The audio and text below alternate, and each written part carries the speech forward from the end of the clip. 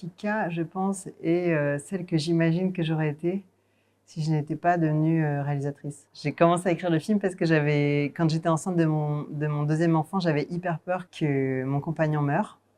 Et du coup, pour exorciser, j'ai écrit ce film. We love cinema.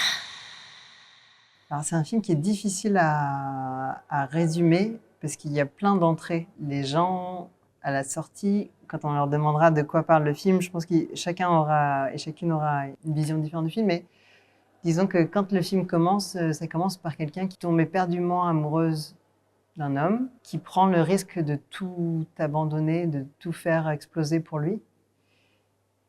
Et cet homme meurt. Et Kika est enceinte. Le bail était au nom de cet homme. Elle n'a plus d'appartement.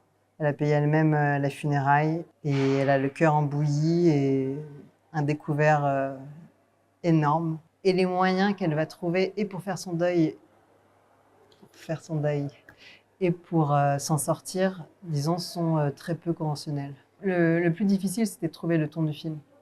Et je le savais dès le scénario, en fait. C'est un film qui est très drôle et en même temps qui est très tragique.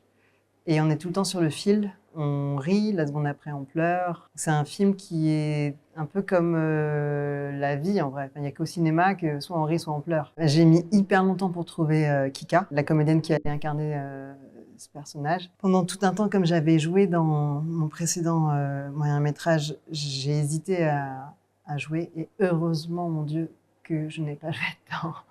Pendant 2 ans, on a cherché Kika en Belgique, et puis en France, et puis en Belgique, et puis en France. J'imaginais qu'elle serait plus âgée, qu'elle serait moins jolie. Et on a beaucoup abîmé Manon pour le film. Et quand je l'ai vue en casting, c'était comme une espèce d'évidence. J'ai l'impression que je savais que c'était elle.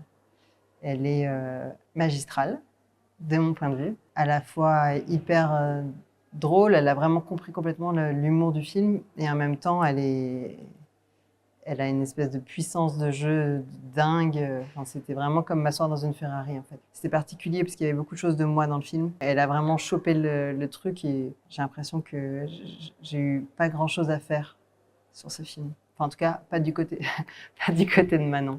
Je pense que c'est un film qui va diviser. J'espère qu'il y a des gens qui vont adorer.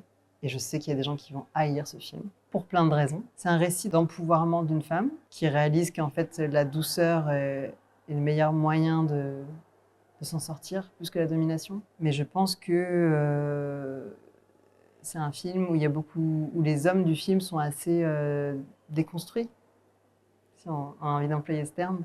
Je pense que du coup, il y a une partie du public pour qui ça va un peu grincer. Donc j'ai hâte de savoir ce que les gens vont en penser. Parce que moi, il y a beaucoup de choses qui me font rire, mais je suis curieuse de savoir qui ça va faire rire aussi. J'ai hâte d'être dans la salle, et en même temps, j'ai hyper peur.